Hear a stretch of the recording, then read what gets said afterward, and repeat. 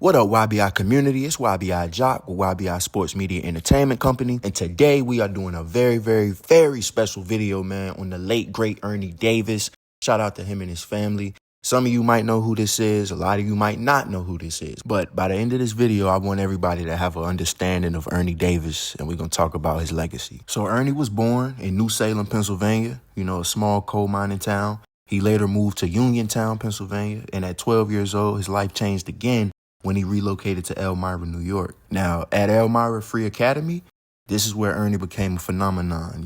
He was a three-sport athlete. He earned All-American honors in football, basketball, and baseball. Ernie Davis was also mentored by Jim Brown, the NFL legend, and this was a big influence on his decision on going to Syracuse, as well as wearing the number 44 in his honor. Now, as a freshman, his impact was immediate. He played basketball for one season. He averaged almost a double-double with 10.2 points and 9.6 rebounds, and also dominated the glass with a game high of 18 rebounds. Now, on the field, the dominance was also undeniable, but freshman rules forced him to play on the freshman-only team his first year. Now, as a sophomore, Ernie Davis led the varsity Syracuse football team to a national championship, and he also won the Cotton Bowl MVP against Texas. Ernie Davis was supposed to receive his Cotton Bowl MVP award trophy at the banquet after the game. However, the Syracuse football team was notified that no African-American players were allowed. So instead of going without Ernie Davis, the team didn't show up at all, which shows you what kind of character he had to have in a time where racism was a trend. He was able to change the minds of his teammates. This Cotton Bowl game also earned him the nickname the Elmira Express. And for his junior and senior seasons, he continued to dominate college football. He shattered every Jim Brown record that existed at Syracuse University. He set 8 new records. And to end off his college career, he was the first African-American to ever win the Heisman Trophy. For those who don't know, the Heisman is college football's most prestigious award. But history didn't stop there for Ernie. Ernie Davis would go on to be the #1 draft pick in the 1962 NFL Draft, a historic moment for the NFL because he was the first African-American to ever be taken #1 overall. However, a problem came up.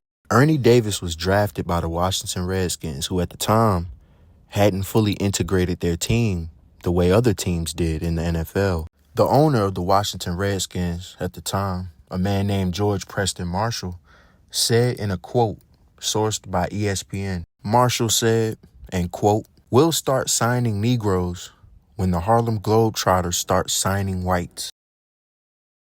The John F. Kennedy administration and the federal government intervened. The Redskins Stadium was federal property, so they threatened to revoke the lease if they didn't end their discrimination against black athletes. So under pressure, the Redskins complied, becoming the last NFL team to integrate.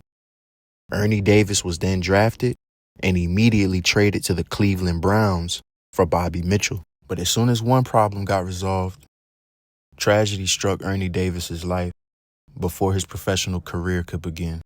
In the summer of 1962, Ernie Davis was diagnosed with acute monocytic leukemia. Though he fought bravely and experienced a brief remission, Ernie passed away in May of 1963 at just 23 years old. He never played a single NFL game, but he changed the sport forever. And if this is your first time watching a video from YBI Sports Media Entertainment Company, I want you to know that one of our mottos is playmaking to waymaking. We love highlighting guys who made plays in their sport, but also made ways for themselves or others outside of the sport.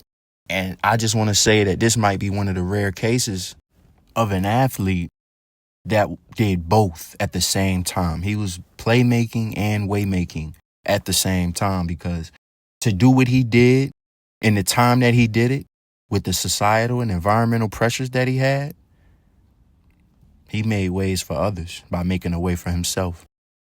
So salute to Ernie Davis. Salute to his family. Much love. Rest in peace to him. And man, if you made it all the way to the end of this video, I appreciate you. Genuinely, man. So thank you, YBI community. We out.